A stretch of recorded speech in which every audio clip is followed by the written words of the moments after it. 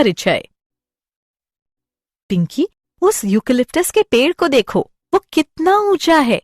हाँ दीदी, लेकिन क्या छोटे वृक्षों की तरह इन वृक्षों में भी सभी पदार्थ विसरण तथा सक्रिय परिवहन के द्वारा गमन करते हैं? हाँ, लेकिन केवल विसरण तथा सक्रिय परिवहन के द्वारा नहीं, वास्तव में ये प्रक्रियाएं मंद होती हैं। तो दूसरी प्रक्रियाएं कौन सी हैं? आओ, मैं तुम्हें इन प्रक्रियाओं के बारे में बताऊं।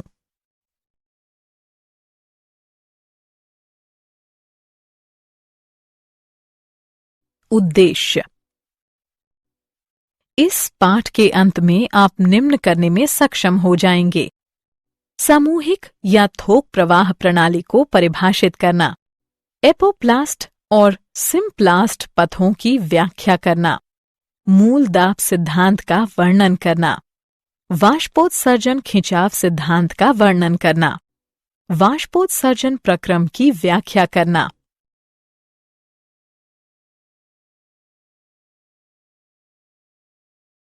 लंबी दूरी तक जल का परिवहन। परिचय। मित्रों, जैसे कि हम सभी जानते हैं कि छोटी दूरियों तक पदार्थ विसरण तथा कोशिका द्रव्य प्रवाह के माध्यम से सक्रिय परिवहन द्वारा पहुंचाए जाते हैं। किसी पादप में लंबी दूरी तक पदार्थों का परिवहन केवल विसरण द्वारा नहीं किया जा सकता। विसरण एक मंद प्रक्रिया है। यह अणुओं का केवल छोटी दूरियों तक संचलन कर सकती है। उदाहरण के लिए एक प्रतिरूपी पादप कोशिका लगभग 50 माइक्रोमीटर के आर पार अणु को गति करने में लगभग 2.5 सेकंड का समय लेती है।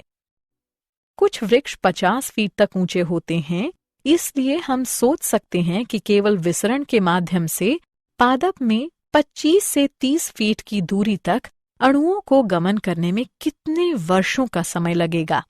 कुछ बार उत्पादन या अवशोषण एवं संग्रहण के स्थान एक दूसरे से बहुत अधिक दूरी पर होते हैं, इसलिए विसरण या सक्रिय परिवहन पर्याप्त सिद्ध नहीं होता है।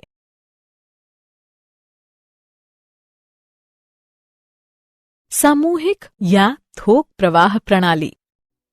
ऊंचे वृक्षों में लंबी दूरी का विशिष्ट परिवहन तंत्र आवश्यक हो जाता है ताकि पदार्थ लंबी दूरियों तक एवं अधिक तेज गति से पहुंचाए जा सकें।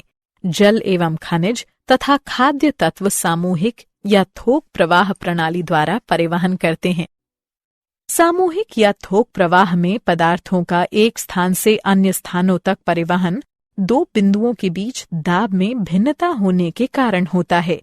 सामूहिक प्रवाह की यह विशेषता है कि पदार्थ चाहे घोल हो या निलंबन नदी के प्रवाह की तरह ही बहता है। यह विसरण की अपेक्षा भिन्न प्रकार का होता है, जिसमें विभिन्न पदार्थ अपनी सांद्रता प्रवणताओं के अनुसार स्वतंत्र रूप से ले जाए जाते हैं। थोक प्रवाह को धनात्मक जलीय दाब प्रवणता, उदाहरण के लिए बाग का हौज, या ऋणात्मक जलीय दाब प्रवणता जैसे पुआल के द्वारा चूषण के द्वारा प्राप्त किया जा सकता है। पादपों के संवहनी ऊतकों के द्वारा पदार्थों की थोक या सामूहिक गति को स्थानांतरण कहते हैं। उच्च पादपों में बहुत ही अधिक विशिष्टीकृत संवहनी ऊतक जाइलम और फ्लोएम होते हैं। जाइलम मुख्य रूप से जल, खनिज लवणों, कुछ कार्बनिक नाइट्रोजन तथा हार्मोनों का पादप की जड़ से वायवीय भाग तक स्थानांतरण करता है। फ्लोएम पादपों की पत्तियों से विविध प्रकार के कार्बनिक तथा अकार्बनिक विलयनों को पादपों के विभिन्न भागों तक मुख्यतः स्थानांतरित करता है।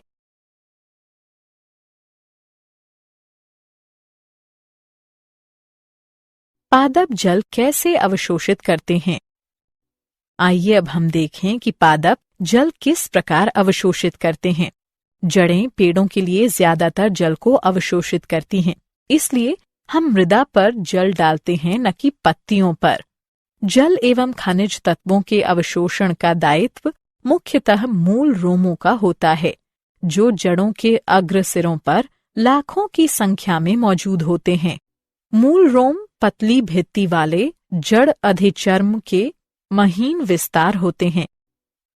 इनकी कोशिकाएं अवशोषण हेतु उपलब्ध पृष्ठ क्षेत्रफल का काफी विस्तार कर देती हैं। जल खनिज विलय के साथ मूल रोम से होकर शुद्ध रूप से विसरण प्रक्रिया के माध्यम से अवशोषित कर लिया जाता है। एक बार जब जल का अवशोषण मूल रोम द्वारा कर लिया जाता है तो यह जड़ों की परतों में गहराई तक 2 विशिष्ट पथों से होकर जाता है, एपोप्लास्ट पथ तथा सिम्प्लास्ट पथ। आइए इनमें से प्रत्येक के बारे में विस्तार से जानें।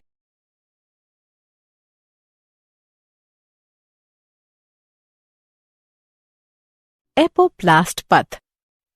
एपोप्लास्ट निकटवर्ती कोशिका भित्ति का तंत्र है जो जड़ों के अंतःसत्वचा में मौजूद कैस्पेरी पट्टियों को छोड़कर पूरे पौधे में फैला रहता है। जल का एपोप्लास्टिक परिवहन केवल अंतरकोशिकीय अवकाशों व कोशिकाओं की भित्ति के माध्यम से होता है। एपोप्लास्ट से होकर परिवहन कोशिका झिल्ली को पार नहीं करता। यह गति प्रवणता पर निर्भर रहती है। एपोप्लास्ट जल के परिवहन में कोई बाधा नहीं उत्पन्न करता और जल परिवहन सामूहिक प्रवाह के माध्यम से होता रहता है। जैसे ही जल अंतरकोशिकी गुहा या वातावरण में वाष्पित होता है तो एपोप्लास्ट के सतत जल प्रवाह में तनाव उत्पन्न हो जाता है। अतः जल के असंजक एवं संसक्ति गुणों के कारण जल का सामूहिक प्रवाह होता रहता है।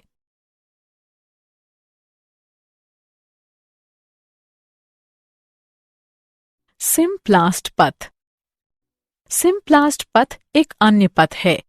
सिम्प्लास्ट तंत्र अंतः संबंधित जीव द्रव्य का तंत्र है।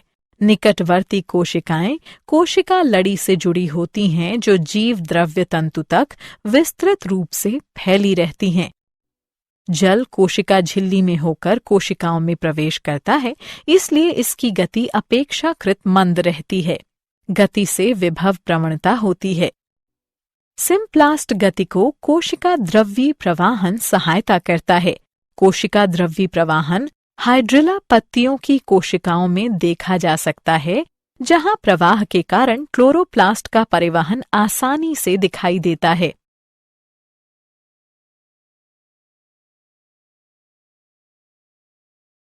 एपोप्लास्ट और सिम्प्लास्ट पथ। जड़ों में अधिकतर जल प्रवाह एपोप्लास्ट के माध्यम से उत्पन्न होता है। चूंकि वल्कुट कोशिकाएं शिथिलतापूर्वक आबद्ध होती हैं, अतः ये जल की गति में कोई प्रतिरोध उत्पन्न नहीं करती। हालांकि वल्कुट की आंतरिक सीमा अंतःसत्वचा जल के लिए अवप्रेशय होती है, जिसका कारण कैस्पेरी पट्टी कहलाने वाली सुवेरिनमय मैट्रिक्स होती है। जल के अणु इस परत को पार नहीं कर पाते, इसलिए वे असुवेरिनमय कोशिका भित्ति क्षेत्र की ओर पुनः झिल्लिका के माध्यम से कोशिकाओं में भेज दिए जाते हैं। इसके बाद जल सिम्प्लास्ट द्वारा गतिशील होता है और जाइलम की कोशिकाओं तक पहुंचने के लिए पुनः झिल्ली को पार करता है। जड़ों की परतों से अंतःसत्वचा तक जल की गति पूर्णतया सिम्प्लास्टिक होती है। जल तथा अन्य विलेय पदार्थों के वैस्कुलर सिलेंडर में पहुंचने का यही एक मार्ग होता है। जाइलम के अंदर पहुंच जाने के पश्चात जल पुनः कोशिकाओं के बीच तथा उनके आर पार जाने के लिए स्वतंत्र हो जाता है। नई जड़ों में जल सीधे जाइलम वाहिकाओं तथा या वाहिनिकाओं में प्रवेश करता है। ये निर्जीव नालियां हैं जो एपोप्लास्ट का हिस्सा होती हैं। क्या आपको पता है कि कुछ पौधों में अतिरिक्त संरचनाएं जुड़ी होती हैं जो उन्हें जल एवं खनिजों के अवशोषण में सहायता करती हैं? माइकोराइजा मूल तंत्र के साथ कवक का सहजीवी संगठन होता है। फफूंदी या कवक के तंतु नई जड़ों के आसपास नेटवर्क बनाते हैं या वे मूल कोशिकाओं में प्रवेश कर जाते हैं। कवक तंतु का एक बड़ा व्यापक पृष्ठीय क्षेत्र होता है जो मृदा से खनिज आयनों और जल को उससे अधिक मात्रा में अवशोषित कर लेता है जितना संभवतः जड़ नहीं कर सकती। ये कवक जड़ों को जल और खनिज उपलब्ध कराते हैं, जिसके बदले में जड़ें माइकोराइजा को शर्करा तथा नाइट्रोजन युक्त यौगिक उपलब्ध कराती है। कुछ पादपों में माइकोराइजा से सहयोग आवश्यक होता है। उदाहरण के लिए चीड़ के बीज माइकोराइजा की उपस्थिति के बिना न तो अंकुरित हो सकते हैं और न ही स्थापित हो सकते हैं।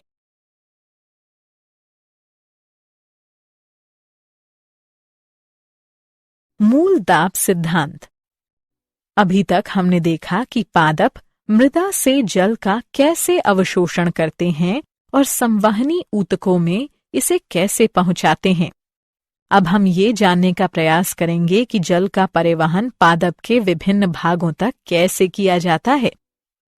मृदा से विविध आयन जड़ों के संवहनी ऊतकों तक सक्रियता से परिवहनित किए जाते हैं। उसके साथ जल अपनी विभव प्रवणता के साथ इसी प्रक्रिया का अनुसरण करता है और जाइलम के अंदर दाब बढ़ा देता है। यह धनात्मक दाब ही मूल दाब कहलाता है और तने में कम ऊंचाई तक जल को धकेलने के लिए उत्तरदायी होता है।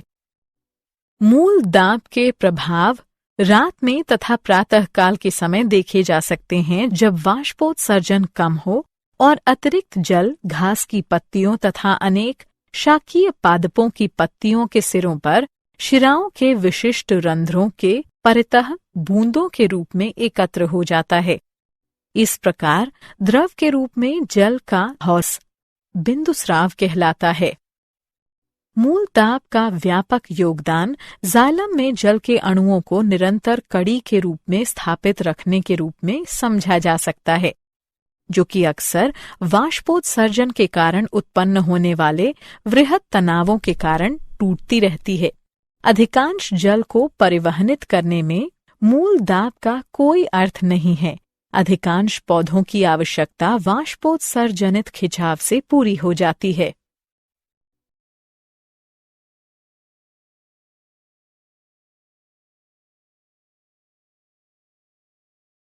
वाष्पोत्सर्जन खिंचाव सिद्धांत। एक अन्य सिद्धांत अर्थात वाष्पोत्सर्जन खिंचाव सिद्धांत में अधिकांश अनुसंधानकर्ता इस बात पर सहमत हैं कि पौधों द्वारा जल मुख्यतः खींचा जाता है और पत्तियों से होने वाला वाष्पोत्सर्जन इस खिंचाव प्रक्रिया की संचालन शक्ति होता है। इसे जल परिवहन का संसर्जन तनाव वाष्पोत्सर्जन खिंचाव मॉडल भी कहा जाता है। पादपों में जल अस्थायी होता है। प्रकाश संश्लेषण तथा वृद्धि के लिए पत्तियों में पहुंचाने वाले जल के 1% से भी कम भाग का उपयोग किया जाता है। जल की अधिकतर मात्रा पत्तियों के रंध्रों द्वारा उड़ जाती है। जल की यह क्षति वाष्पोत्सर्जन कहलाती है।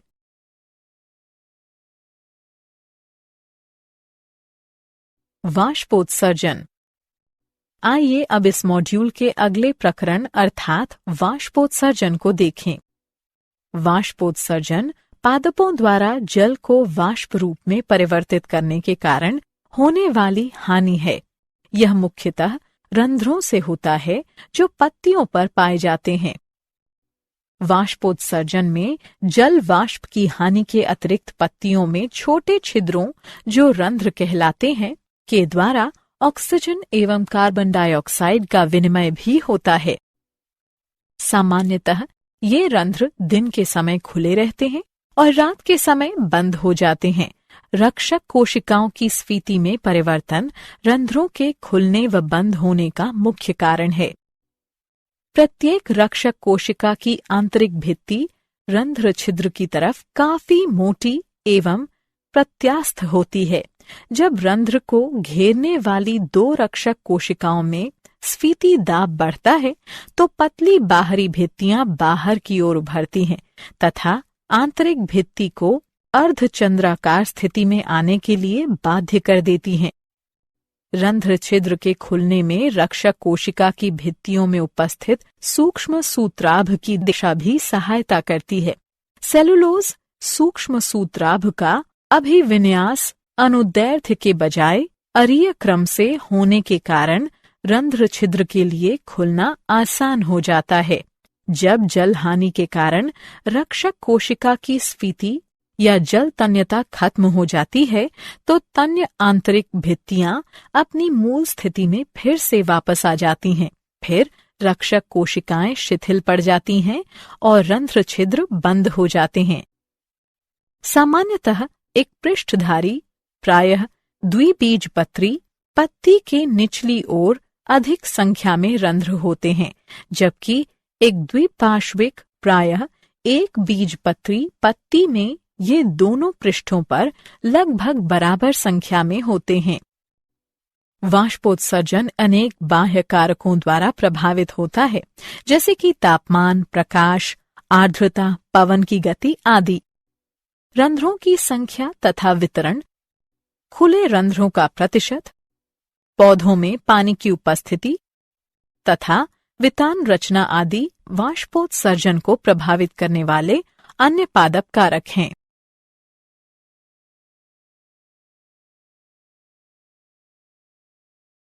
वाष्पोत्सर्जन। क्या आपको पता है कि जाइलम रस का वाष्पोत्सर्जित होकर ऊपर चढ़ना मुख्यतः सासंजन, आसंजन तथा पृष्ठ तनाव के गुणों पर निर्भर होता है। सासंजन जल के कुछ भौतिक गुणों पर निर्भर होता है। आसंजन, यह गुण सासंजन, आसंजन तथा पृष्ठ तनाव हैं। जल के अणुओं के बीच पारस्परिक आकर्षण सासंजन कहलाता है। पृष्ठ तनाव जल अणुओं का ध्रुवीय सतह की ओर आकर्षण, जैसे कि वाहिकीय तत्वों की सतह, आसंजन कहलाता है तथा पृष्ठ तनाव वह गुण होता है जिसके द्वारा जल के अणु गैसीय अवस्था की अपेक्षा द्रव अवस्था में एक दूसरे के प्रति अधिक आकर्षित होते हैं। जल के ये गुण इसे उच्च तन्य सामर्थ्य प्रदान करते हैं, अर्थात किसी खिंचाव शक्ति का प्रतिरोध करने की क्षमता एवं उच्च कोशिकात्व अर्थात पतली नलियों में ऊपर चढ़ने की क्षमता। पादपों में कोशिकात्व को अल्प व्यास वाले वाहिकीय तत्वों जैसे कि ट्रैकीड और वाहिका तत्वों से सहायता प्राप्त होती है। अब आइए पादपों में वाष्पोत्सर्जन के लाभों पर एक दृष्टिपात करें। यह पादपों में अवशोषण एवं परिवहन के लिए वाष्पोत्सर्जन खिंचाव उत्पन्न करता है। यह प्रकाश संश्लेषण हेतु जल प्रदान करता है। यह पादप के सभी भागों तक मृदा से खनिज तत्वों का परिवहन करता है। यह पत्तियों की सतह को वाष्पीकरण द्वारा 10 से 15 डिग्री तक ठंडा करता है। यह कोशिकाओं को स्वीत रखते हुए पादपों की आकृति एवं संरचना को बनाए रखता है।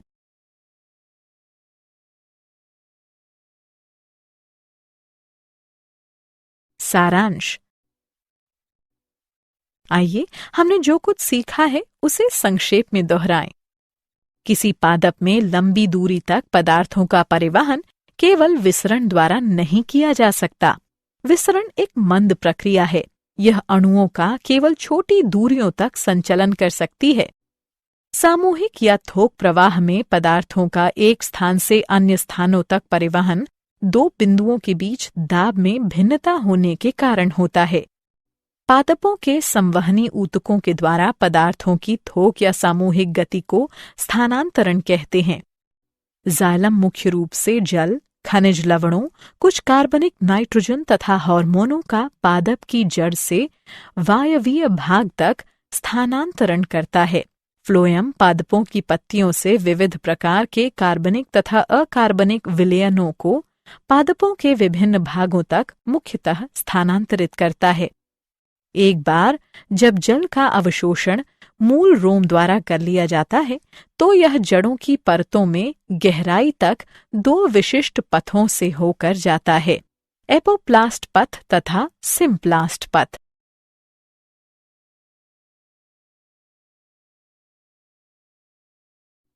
एपोप्लास्ट निकटवर्ती कोशिका भित्ति का तंत्र है जो जड़ों के अंत सत्वचा में मौजूद कैस्पेरी पट्टियों को छोड़कर पूरे पौधे में फैला रहता है। सिम्प्लास्ट तंत्र अंतः संबंधित जीव द्रव्य का तंत्र है। सिम्प्लास्ट गति के दौरान जल कोशिकाओं से उनके कोशिका द्रव्य से होकर गमन करता है। अंतर कोशिकीय गमन प्लाज्मोडेस्माटा द्वारा होता है। मृदा से विविध आयन जड़ों के संवहनी ऊतकों तक सक्रियता से परिवहनित किए जाते हैं। उसके साथ जल अपनी विभव प्रवणता के साथ इसी प्रक्रिया का अनुसरण करता है और जाइलम के अंदर दाब बढ़ा देता है। यह धनात्मक दाब ही मूल दाब कहलाता है और तने में कम ऊंचाई तक जल को धकेलने के लिए उत्तरदायी होता है। पौधों द्वारा जल मुख्यतः खींचा जाता है और पत्तियों से होने वाला वाष्पोत्सर्जन इस खिंचाव प्रक्रिया की संचालक शक्ति होती है। इसे जल परिवहन का ससंजन तनाव वाष्पोत्सर्जन खिंचाव मॉडल भी कहा जाता है।